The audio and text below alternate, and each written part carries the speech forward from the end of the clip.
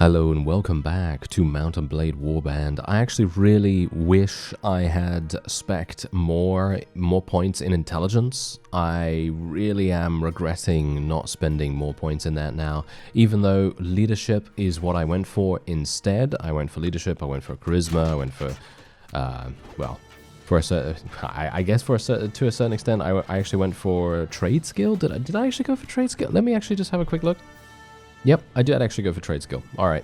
Anyway, we did actually level up, so I'm going to be spending another point in intelligence, as you might expect.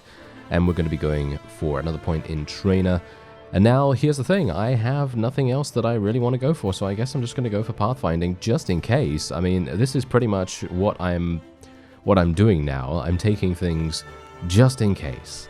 And that is not really the way you want to do things, all things considered, in regards to your own character build. It's highly recommended not to do that. You know, you obviously want to have companions that are going to be covering all of your weak spots, and you want to be focusing on your very own character in some way or another. For example, Iron Flesh, Power Strike, etc. And make them either into an absolute beast when it comes to everything. So I'm talking about intelligence-focused character is obviously going to be maybe the medic, the engineer, you know, that sort of thing. That's going to be absolutely fine. Then you have someone that is the pathfinder, the tracker.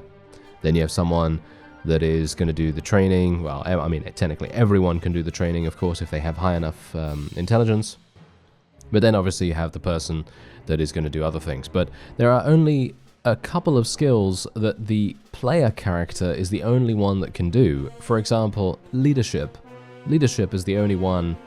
Well, technically leadership is the only skill really that you're super going to need as the player character, and that's pretty much it. Every other skill can really be done by your companions, including trade skill. So generally for me, I feel like I made a bit of an error. Yes, I made a bit of an error in that regard, which is a bit of a shame, but you know, you live and learn, I suppose. As I say, it was a little bit, I was kind of rusty coming back into Warband after so long, and, well, even though my character build is not terrible, I'm going to say it, I feel like it's okay. You know, it's alright.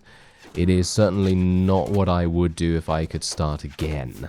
If I could start again, what would I actually do? I would take the exact same character creation choices, of course, because I think that that's probably pretty strong. But apart from that, I would just spec every single point into intelligence after the first couple of points that I would need to be able to reach the certain threshold for leadership. Because I'd like to get around 5 leadership in the beginning, but I think beyond that, it's not really necessary.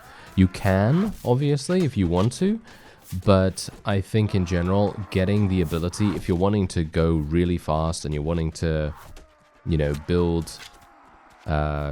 siege towers and siege ladders and so on and so forth really quickly, and you're wanting to have a decent surgery skill as well, because let's face it, having decent surgery skill is very useful, making sure that your forces don't actually die in comparison to, being able to survive and level up and everything. That's basically one of the most important things you can do early on, because obviously if you have a bunch of recruits and every single one of those recruits dies, all of the money that you've invested in their recruitment is completely wasted. So that's the reason why surgery skill is very important in the beginning, and that's the reason why I also went for quite a bit of it. However, as I say, I would have definitely done more in engineering if I could start again, and I would have probably done the same thing in regards to surgery as well. I think the surgery was probably pretty good, because as I said before, I wasn't really sure whether we were going to find any medic companions in any way. So I was thinking to myself, okay, I'm going to need to do this myself and just hope, basically. Just hope, because there's nothing else I can do, just cross our fingers and hope that we're going to find someone that can do first aid and wound treatment. And luckily we found Jeremus, which is perfect, because he's actually what I was wanting to get the entire time anyway. Of course, you can go for Ymira if you want a different combination of companions. Someone actually recommended doing something which I think is going to be kind of useful, which is to find the other companions. Apparently, maybe this is a... maybe there's an algorithmic reason for this in the code, but according to you, or shall we say, according to your suggestion, getting the companions that I want, that they dislike in my party. So if I could actually explain that properly, a little bit more straightforward, getting the people the companions that I want don't like into my party is going to be a good way to go about things, because they might actually then turn up just in some random tavern or another. So I'm actually very much wanting to try that out. Crowd surfing! Yeah, look at that. Wow, we actually did it. Woohoo, I like it. Alright, yeah, that kind of thing is missing from Bannerlord in my opinion. Absolutely love doing that. Crowd surfing, obviously, if you don't know what that is, because you're more of a Bannerlord person, or you've only watched Bannerlord or played Bannerlord, and you haven't played Warband, well, crowd surfing is basically just jumping on enemies' heads. And your own forces' heads as well, and just sliding down because of the way that the hitboxes work. It's just like a little slide, and you can go right down past all of the enemies, and then you can get behind them, and hopefully you're not going to get stopped by that time. Obviously, there are some times where you are going to try to do a crowd surf, and you're going to get stopped and then murdered, but that has happened very, very scarcely to me, so... yeah. Anyway, it's a lot of fun to do those kinds of things, and I do miss it in Bannerlord. There was actually an episode a couple of days ago, where I was in a siege, and I was looking down, and there were a bunch of people down this staircase, and I thought to myself, okay, wait a minute, let's try out the crowd surf. And yeah, let's just say it didn't really work, because the heads of all the enemies are much stickier, shall we say, than they were, or shall we say, than they are in Warband. So yeah, it didn't really work out too well. Although I didn't die, or did I? Did I actually die? No, I don't think I died, or maybe I did. I don't really care, to be honest. It doesn't really matter if I die. But the fact is, it's just sad that we can't do the crowd surf, because the crowd surf is really fun. Anyway, there we go. We've taken Yerbe Castle. Now, I've got to be really careful here, because I have seen that Lord Rayek is very, very negative in regards to his relation. I'm 100% certain he's probably going to be leaving us at some point soon, so I need to be a bit careful of what I do with him. And I'm thinking we're probably going to give this to Lord Nuas, because he's actually... gotten a bunch of fiefs nearby as well. But you can see here, Krahask is also going to leave us. Nelag is possibly going to leave us as well. Bit worried about that, to be honest. But yeah, anyway, that's the end of the VAEGIRS, because we are just going to head on over to Sargoth here. There's Lord Nuas. He only has 89. Are you serious? I've given him so many castles, and he still only has 89. I'm gonna assume that that's just because he only has castles and doesn't have a town or something like that. Maybe that makes a big difference. I have no idea. Anyway, Beheshta actually wanted to come back. Unfortunately, he is a bit too early, because I don't have any space for him. Oh, hello there, Nelag. Get him, Nelag. Yes. Oh, he's running way too fast. What? How is this guy so fast? Oh, that's really funny. All right, yeah, well, whatever the case, oh yeah, I remember. They don't actually join you. If they're close to you, they don't actually join you. You need to wait for your allies to actually go in first before you go in. Yeah, they don't bring a friend in the base game of Warband, which is actually kind of, in my opinion, I feel like that's kind of weird. I think they sometimes do, but I don't think they work that way with your interventions. So, for example, if you intercept someone, the allies near to you are not going to help you out in that battle, as far as I'm aware. That doesn't seem to be the case, which is kind of weird. I'm not entirely sure why he's not joining me, but is he too far away? Maybe he's too far away? I don't know. Because I'm getting mixed up now, because obviously in Bannerlord they do that. It's pretty easy, you know, for them to you know, join you and things like that. But And I know that there are a couple of mods in Warband as well that do actually add that functionality where they are going to be joining you, and I'm just wondering whether this is too far away. It might very well just be too far away and I'm just misremembering or something where native it doesn't do it, but I think, I don't know, it should do it, right? It should do it. Oh well, never mind. Whatever the case, this is a very easy victory for us, as you can quite clearly tell. We've basically lost 0 people. And that's always a nice, satisfying victory. I obviously did not want Radagir Castle to be taken back because, let's face it, it is a siege tower. And while siege towers are actually they're growing on me a bit. It's a bit strange, right? Yeah. I mean, maybe okay. Just remind me about that when we go to the Saranid one. You know that one that I told you about in a previous episode? Yeah, that one.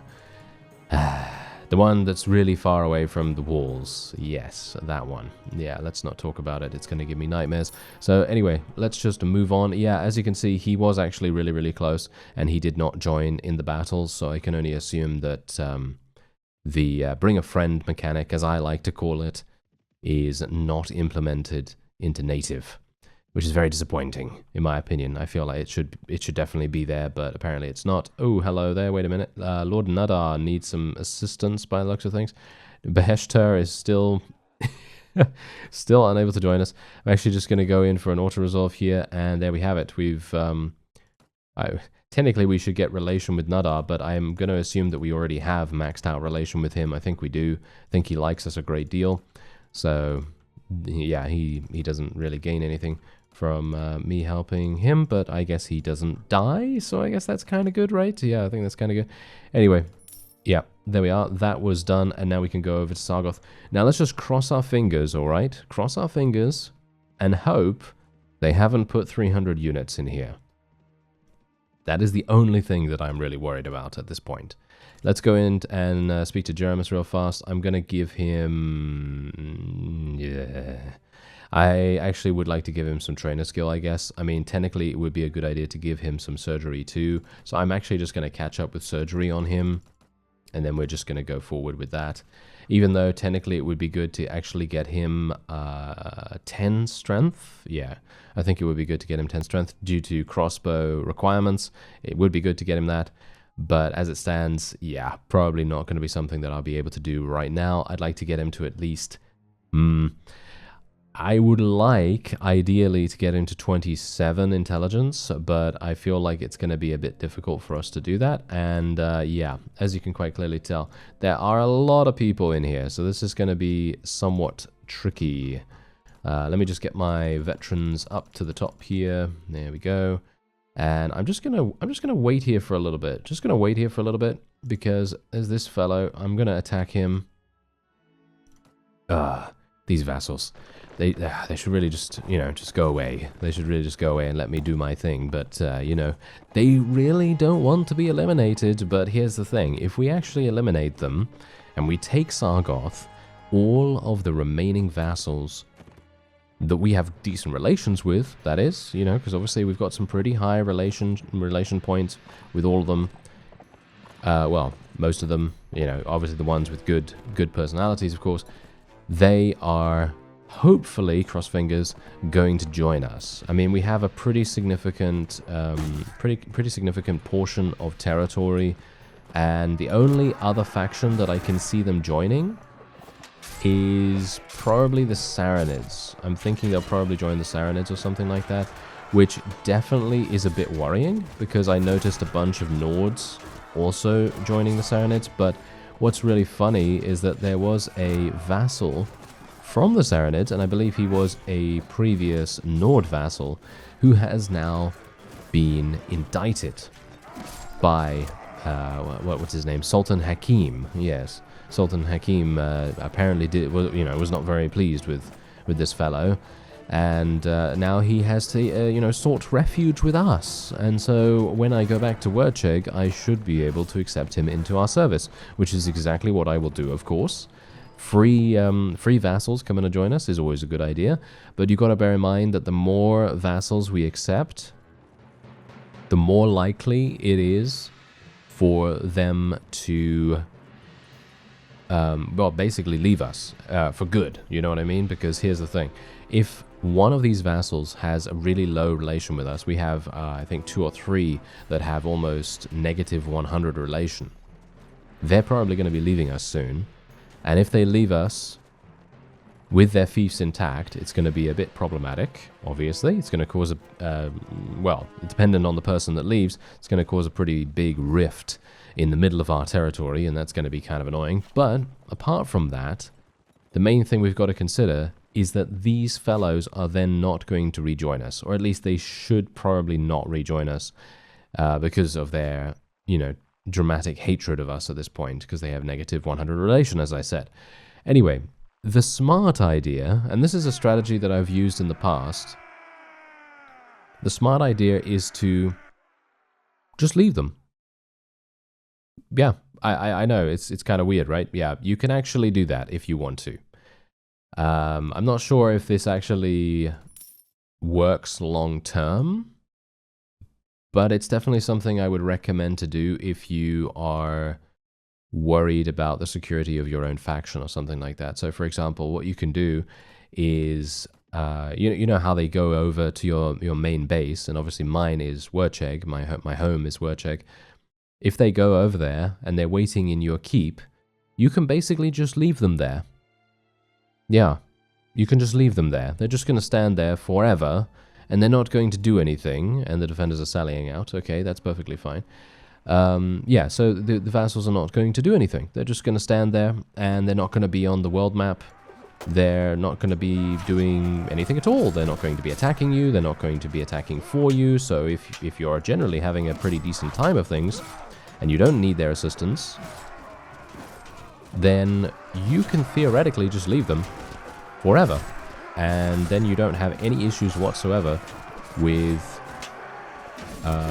well, anything, because they're not going to be bothering you.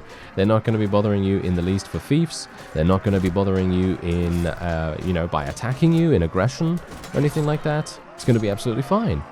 So that is technically a strategy that you can do. It's a little bit, I'm not sure if can you call it cheesy? Is it a bit cheesy? I'm not entirely sure, because it's kind of a bit, you know, exploiting the game mechanics a little bit, because you can basically just have them stand there. I don't know. I mean, for me personally, I think that's okay, but I think in a realistic situation, more than likely, vassals... No, I'm not going to accept that. I'm not going to accept that peace agreement. Thank you very much. Yeah, in a realistic situation, vassals are probably just going to leave. You know, they're just going to leave your home, and they're going to be disgruntled. So, in my opinion, there should be a time limit on it that basically says something like, you know, these vassals, if they're not accepted in 2 weeks, 2 in-game weeks, they're going to leave and try and find alternative employment or something along those lines. I don't know. You know, obviously in different wording and things, different phrasing, but yeah, I think that seems like a pretty decent idea, you know, realistically. But as I say, the way that it does work is that you can literally just do whatever and you can leave them. You can just leave them there if you want. Which I have done in the past when we've been up against it, because I just couldn't deal with any additional vassals, and I didn't want to have enemy vassals consistently popping up and raiding my villages and so on and so forth. It was really annoying actually to have that happen, because late game, if you have a lot of villages under your own control, you're gonna see this. You're gonna see a pop-up every single time that happens. A pop-up, a full screen pop-up over your screen, and it's going to go, oh yes, your village is under, you know, under pillaging, is being raided, and it's very irritating. You know, it does get a bit irritating over time. And don't even get me started on Pendor. Okay, now here's the thing. I'll be the first person to tell you that Pendor is an amazing mod, but there's one thing that really annoys me about it, and it is that sound effect that happens whenever one of your villages is being raided. And it's like a war horn. It's like a war horn sound of some kind. So it's like a horn being blown by a village messenger or a lookout or whatever. And that thing, oh, it gets on your nerves so incredibly quickly if you're, you know, having a significant kingdom. And just imagine you have, I don't know, if you're familiar with Pendor, then you know what I'm talking about when I say, let's say that you have the kingdom of Sarleon, the Deshar, and the Fierdsvain territories all under your control. And then all of a sudden, the Empire declares war against you, as well as the Ravenstern, and they're coming in from the east and the north at the same time, and they're raiding your villages. It is a constant war horn sound party. And hilariously enough, I actually made a video, I remember this very vividly actually, I made a video on how to remove the war horn sound in Pendor, just because just because it annoyed me so much over so many days of playing. I was just like, yes, you know what, it's time, you know, it's time for me to remove it. And it actually worked out. It actually worked very nicely. I was able to remove the sound, and then it was very nice and quiet. Oh yes, it was very nice and quiet, and I wouldn't have to hear that anymore. So that was really great. But that's actually the really cool thing about Warband. You can pretty much just modify whatever you want about the whole thing. You know, you can go into the game files yourself. Obviously, sometimes it is a bit more difficult than you might expect. You know, let's face it, if you've ever gone into the coding lines of Warband, you'll see it's a bit difficult for someone that doesn't really know anything about that. For example, me. But the point is, you can go into the files and you can change things like sounds and so on and so forth. So you can technically you can customize the warhorn sound as well if you want to. So you can make it funny, or you can make it something that's a little bit less intrusive. But obviously I'm not entirely sure whether they've changed it in Pendor. Maybe they changed the warhorn sound, or maybe it's no longer sounding as piercing as the previous version, and maybe they made it a little bit different. Because you know, the developers of Pendor are very good. You know, they're great. They've done some wonderful innovations, and they were one of the first really well fleshed out mods that maintained support, had support for the entirety of its lifetime, and it was incredible. It was absolutely fantastic to play, and there was never a time where I thought, wow, this is really rough or unpolished or anything like that. And it's funny because it wasn't actually finished at these times when I was playing it, because the first time I played it was in 2013, I believe, if I'm remembering correctly. Maybe it was in late 2012, I'm not entirely sure. But whatever the case, yeah, it was always a fun experience, even if it was really, really hard.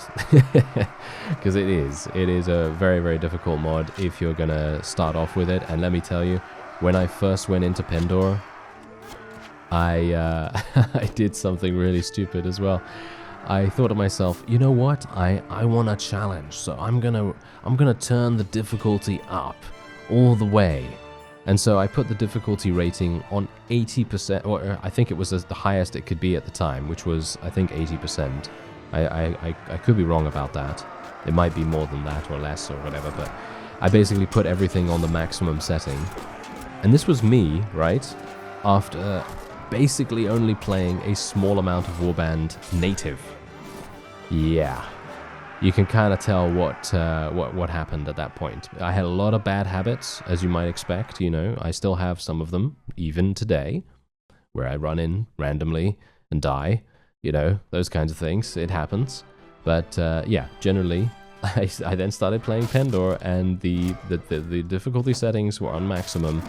And if you know Pendor, you know how extremely powerful some of these enemies can be. And it was a massacre. It was an absolute massacre. I think it was episode 9 that I did this. Episode 7 or 9 or something like that. I'm not entirely sure, but it was at the beginning of the original series of Pendor, way back. And I remember saying in the video something like, yeah, so I raised the difficulty, and we're going to see how that is. Oh, that was not a good idea. No, not at all. So but everyone was very kind at the time. Everyone was very kind in the comments, and they basically just said, Yeah, you know what? You're not ready. you're not, you're not ready for the prime time. You know, you're not ready for prime time just yet. And I very wholeheartedly agreed, and I was very, very pleased that people said that, because they were also saying that it was just it's an incredibly difficult mod. You know, I mean, it was back then when people knew very little about it. Obviously, nowadays it's a little bit different, because obviously people know much more about it. They can min-max, they can game it a little bit more than you could before, obviously. But yeah, it's fantastic, as I say. But it gives me a lot of a lot of nostalgia, a lot of good nostalgia as well. But anyway, okay. So let's just rescue a couple of these. Oh, we got a bunch of pretty high tier units, actually, surprisingly enough. Okay, I wasn't expecting that. That's for sure. Anyway, I'm wondering, should I take these Nord veteran archers? Not sure whether I really need them. I have, yeah, actually, you know what? Let's take a couple of those. Why not?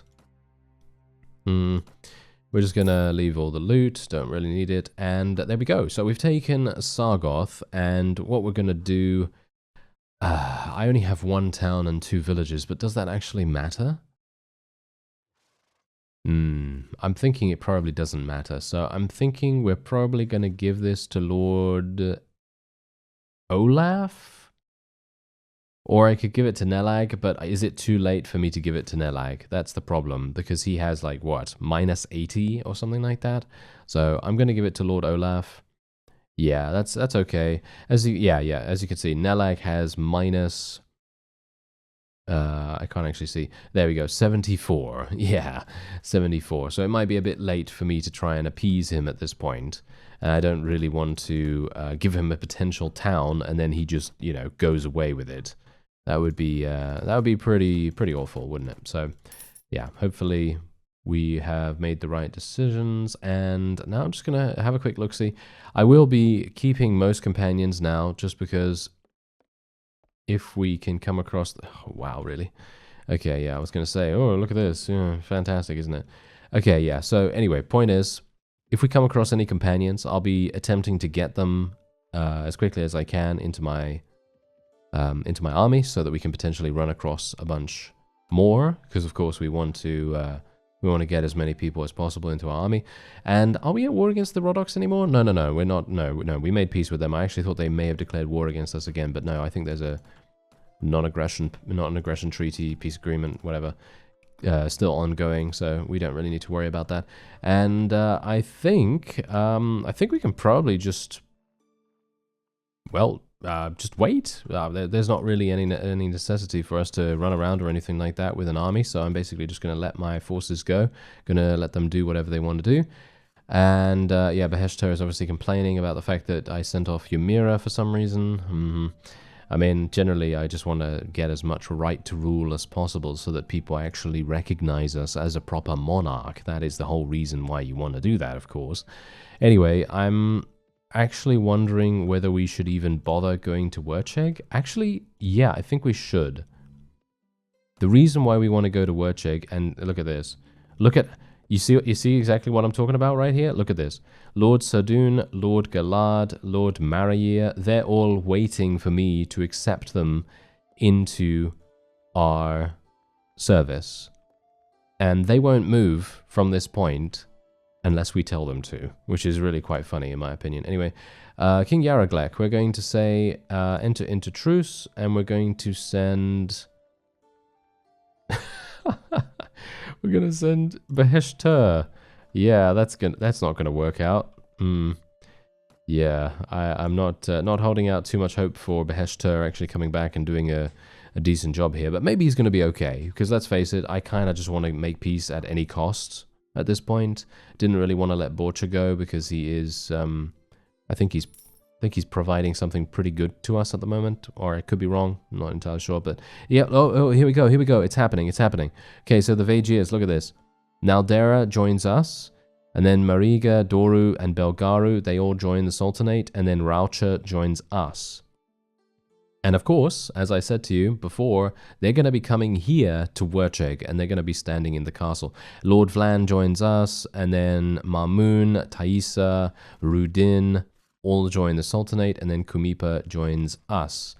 And there we go. Wait a minute.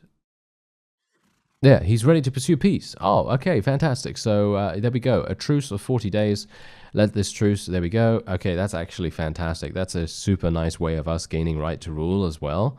And hilariously enough, I'm actually wondering whether that's a game mechanic that you might be able to take advantage of as well, where maybe what you could do is technically you might be able to go to a faction, declare war on them, one that is obviously weakened, of course, like the VAEGIRS are at the moment, or if they had just one fief, then of course they would be willing to make peace at that point as well. But let's just say that you make you make war against them, then you go to your emissary, you send an emissary off to make peace with them, and then you make peace with them, and then you cause war with them, and rinse and repeat over and over again to get right to rule. I wonder whether that actually works. I've never done that before, but I wonder whether it works. Anyway, this is our current right to rule here. We have 87, which is actually kind of amazing. That's pretty good, or at least I think so, because I think 99 is the maximum, so that's kind of nice. And otherwise, that's it. We've taken the entirety of VAEGIR territory, and we've also taken Nord territory as well. And of course, the Rhodoks, they're basically just waiting for us to eliminate them. And I'm actually wondering whether we should try and attack the Kyrgyz next, because you can see here they have 1, 2, 3, 4 towns. Might be cool. Might be cool to do that. Kudan is kind of over here. I'm actually going to just have a quick look-see and see. Yep, there's the VAEGIRS. They have been eliminated. Okay, great. So now we no longer have to worry about them declaring war against us or anything like that. So let's have a quick look at Kudan. Yes, as you can see, they only have 141. This is looking pretty good. So I'm actually thinking, yeah, we're probably going to try and attack the Kyrgyz next. Let's see how that goes, shall we? Anyway, that's going to be it for this episode. I thank you very much for watching, and I'll see you next time.